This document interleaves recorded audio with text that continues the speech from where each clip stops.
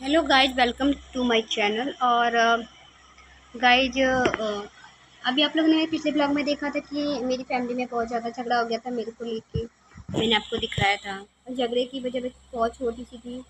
एक power bank को लेके हो गया था, हस्बैंड वाइफ के बीच में वो झगड़ा था।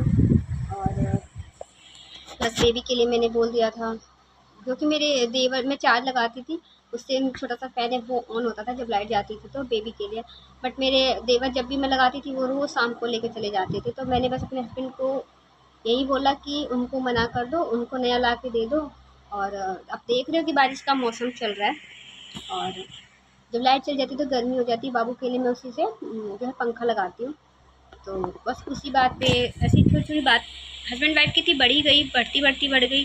बस जो मेरे जेठ जी थे वो आए, न पूछे न जांचे, उधर से आप लोगों को मैंने दिखाया था वो लकड़ी का हिसाब वो लेके आए। और मेरे हस्बैंड को कुछ नहीं बोल रहे, वो सीधे मुझे बोले, हटो हटो, इसको मैं बताता हूँ, मारता हूँ। बताओ कौन सा जेठ अपनी, हमारे यहाँ तो भवा बोलते हैं, तो उनको ऐसे मारेगा? पहले आदमी से बात करेगा तब तो वो छुएगा दूसरी औरत को, बट वो मारने के लिए हो गए थे।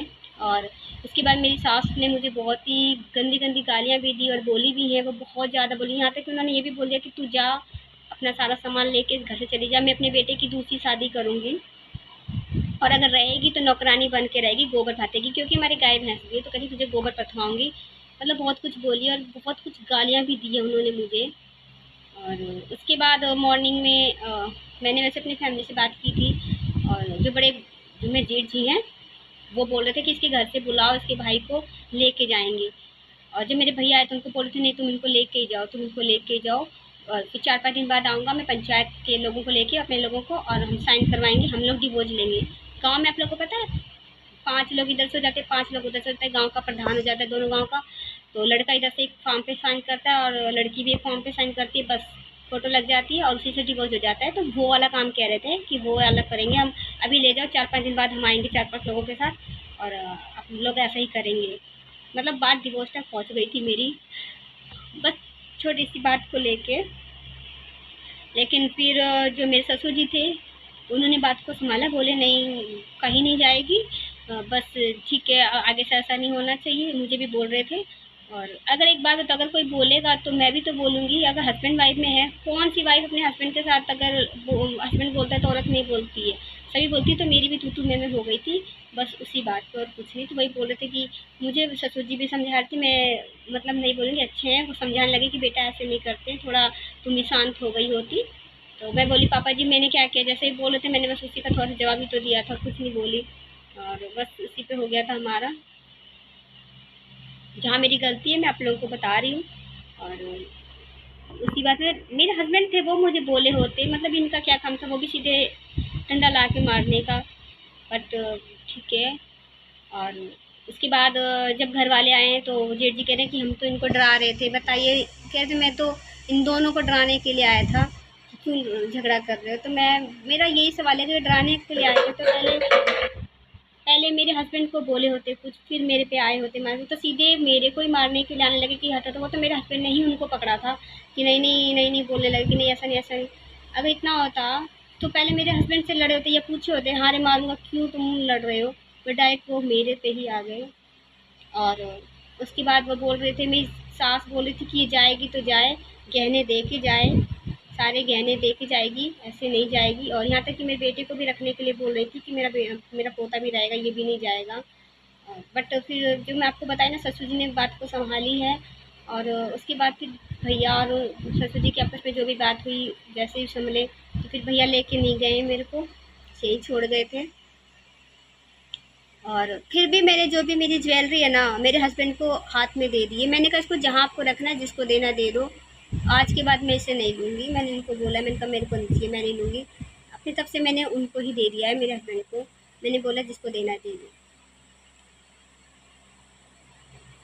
तो बस गाइस, अभी तक के लिए तो इतना ही। मिलते हैं नेक्स्ट वीडियो। अगर कोई और बात होगी तो मैं आपको आगे की वीडियो में बताऊँगी। और बने रहेगा मेरे ब्लॉग में। अगर मेरे चैनल पे नहीं हो तो प्लीज़ सब्सक्राइब कीजिए। आप लोगों की ना सपोर्ट की बहुत ज़्यादा ज़रूरत है गाइस। पता है, रोना तो आ रहा है लेकिन ना, पर पता नहीं क्यों मैं कैमरे के आगे नहीं रोती। मुझे ऐसा लगता है कि अभी 4 लोग कहेंगे कि दिखावा कर रही हो रो के, सपोर्ट पाने के लिए, इसीलिए। कल शाम को भी मैं इतना रोई हूँ, बैठ के इतना रोई हूँ, मेरे पापा को याद करके इतना रोई हूँ। आज मेरे पापा होते तो वो आए होते, पूछे होते, मेरे को लेके गए होते, चाहे जो भी होता घर से। पर मेरे पापा नहीं है, एक्सपायर हो चुके 2 साल पहले ही। उनको सोच के तो मैं बहुत रोई थी कल। कल बहुत रोई हूँ गाइस में। उनके अलावा लगता है जिंदगी में कोई नहीं है। इतना मतलब वो मुझे इतना प्यार करते थे ना, मजाल नहीं था कि कोई भूल जाता मुझे। ये है मेरे बीच वाले जो भैया हैं, मझले भैया, उन्होंने मेरे ससुर जी से फ़ोन पे बात किया। दिल्ली चले गए थे 1 दिन पहले ही। बोल रहे थे कि अगर मैं दिल्ली नहीं आया होता तो मैं पहले तेरे पास आया होता।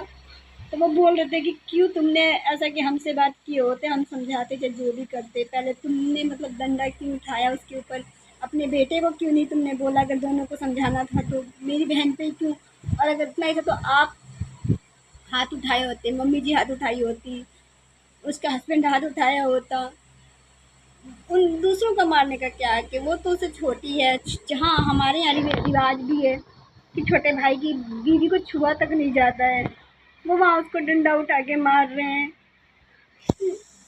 बहुत कुछ इस घर में होता है, बर्दाश्त करना पड़ता है गाइस, बहुत कुछ।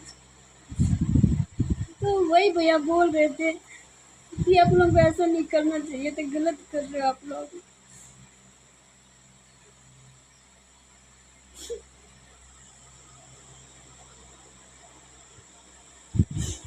सच बताऊँ तो कुछ समय कभी कभी तो मन करता मर जाऊँ एकदम, बस मेरे बच्चे को मैं ख्याल करती हूँ और रुक जाती हूँ, तो मन करता कि मैं मर जाऊँ। क्या है, कुछ नहीं ज़िंदगी में। लेकिन बेटा है मेरा, भी 2 साल का भी नहीं पूरा हुआ, उसको सोचती है कि मैं मर गई तो इसको कौन संभालेगा, कोई नहीं संभाल सकता। तो गाइस बस अगर हो सके तो आप लोग मुझे सपोर्ट कीजिए, मेरे चैनल को सपोर्ट कीजिए। आज मैं बहुत बहुत मतलब मुश्किलों से आंसू आए हैं मेरे, वरना मैं जल्दी नहीं रोती हूँ ऐसे कैमरे के आगे। लेकिन बस आज जो आंसू आ गए मेरे अपने आप, बस मेरे पापा को याद करती, जब मैं अपने पापा को याद करती हूँ तो मुझसे रहा भी नहीं जाता है। वरना मैं अपने दर्द को ऐसे में नहीं सबके आगे करती हूँ, अकेले में रो लेती हूँ, कैमरे के आगे नहीं रोती हूँ।